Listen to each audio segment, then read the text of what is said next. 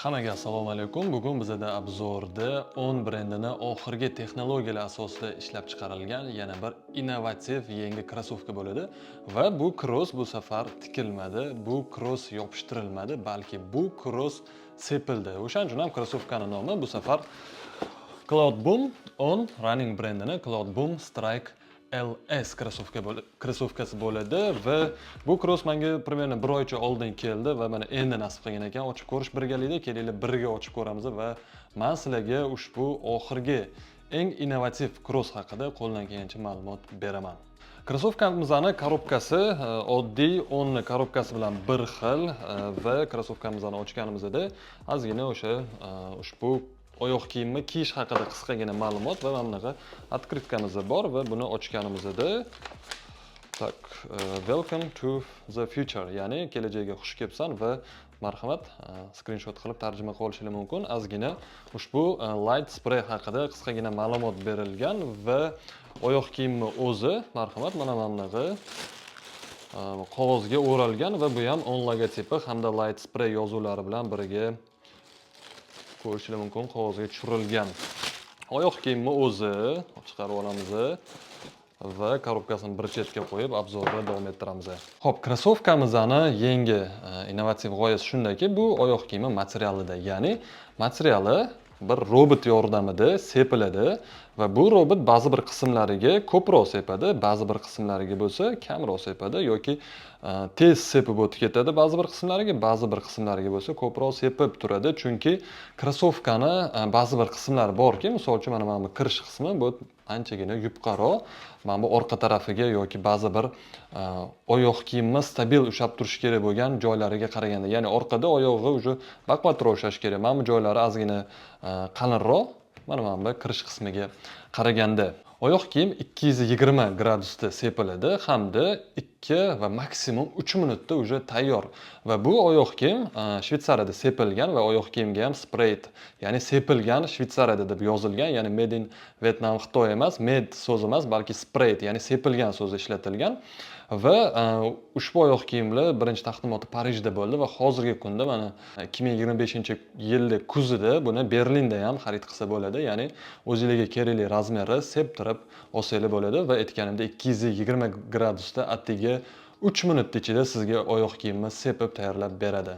Oyoq kiyimni texnik danlilarga keladigan bo'lsak, oyoq kiyim juda ham yengil, sababi bir qavat sprey va buni ipi yo'q, ko'rayotganinglardek qo'shimcha spoiler plastiklari yo'q va qo'shimcha ushlab turadigan boshqa turdagi plastik yoki koja materiallari yo'q. O'shaning uchun ham oyoq kiyim bir tarafdan juda ham yengil. Lekin oyoq kiyimning orasida o'sha karbon plata bor, o'shaning uchun mana oyoq kiyim bukilmaydi. Bu sizlarni keyingi qadamni sakrab olib ketishingizga yordam beradi.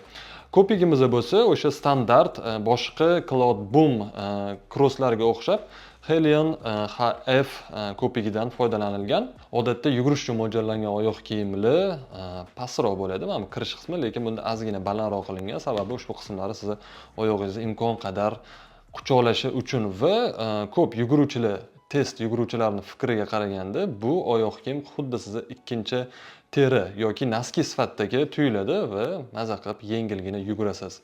Tegi qismiga keladigan bo'lsak, tegi qismi ham klassik ko'rinishda olib qolingan, qanaqadir noodatiy nimadir o'ylab topilmagan, balki o'sha klassik ko'rinishdagi tegi qismi yedirilishi ehtimoli juda ham kam bo'lgan mana bunaqa rezinadan foydalanilgan. Krossovkamizning stelkasi yo'q yoki o'ziga biriktirilgan desam to'g'riroq bo'ladi, ya'ni krossovkaga umuman ip ishlatilmagan yoki sprey yoki ba'zi bir joylarda kleylarni ko'rishimiz mumkin, lekin ushbu ustki qism hamda stelkalarga bu narsa umuman ishlatilmagan.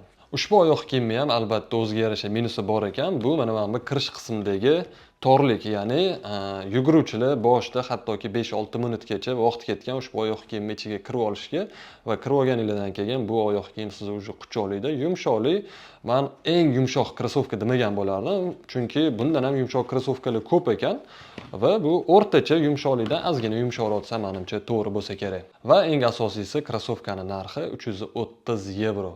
Dollarda menimcha 400 dollarlarga yaqinlashsa kerak hozirgi kurs bo'yicha va ushbu rasvetkasi уже qo'lga chiqib ketgan, примерно 1000 dollar atrofida sotilayotgan rasvetkasi bo'ladi. Berlin Syurishlarda, Parijlarda adashmasam fioletoviy rasvetkasini xarid qilsanglar bo'ladi. Shu oqqa mana bu qismlari fioletoviy bo'lgan rasvetkasi, rasmini ko'rsatamiz. Ushbu rasvetkasi hozir erkin sotuvda sepilmoqda. Razmeriga keladigan bo'lsak, ko'p test yuguruvchilari ushbu oyoq kiyimni malamerka deyishgan. O'shaning uchun bitta katta razmer zakaz qiling, eng yaxshisi septirib o'zingiz tayyorini oling yoki zakaz qilmoqchi bo'lsangiz, o'sha aytganimdek tavsiyam bitta razmer kattasini oling. Xulosa o'rnida shuni aytishim mumkinki, oyoq kiyim birinchi navbatda juda ham yengil, yumshoq va eng asosiysi ushbu ustki qismi materiali sababli juda ham bir noodatiy. Oyoqda ham ko'rinishi noodatiy, umuman o'zini dizayni ham juda ham noodatiy. O'sha 300 yevro bo'lsa, 330 yevro bo'lsa, odatda yugurish oyoq kiyimlari 200 yevro atrofida bo'ladi. Ozgina balandroq, lekin Yevropada ishlab chiqarilyapti va buni ishlab chiqarilishini shahardan shaharga ko'chirish qiyin emas. Ya'ni bitta robotda Syurishda, misol uchun mana Berlinga olib kelindi va oyoq kiyim endi Berlinda, Germaniyada ishlab chiqarilyapti. Va sifati shunga yarasha, o'nni sifati haqida menimcha hozirgi kungacha qanaqadir qattiq kritika bo'lmadi. O'shaning uchun sifat zo'r, yengil, yumshoq, narxiga arziydigan va eng asosiysi o'sha aytganimdek ustki materiali sabab juda ham bir noodatiy oyoq kiyim. Dizayn taraflama o'zingizlar guvoh bo'ldinglar, juda ham omadli chiqqan. Cross haqida o'z fikringizni kommentariyada yozib qoldiring yoki ushbu cross xarid qilgan bo'lsa, sizda qanaqa taassurot uyg'ondi? Kiyganlardan ayniqsa yaxshigina feedbackni kutib qolaman va keyingi videolarimizni kuzatib boring.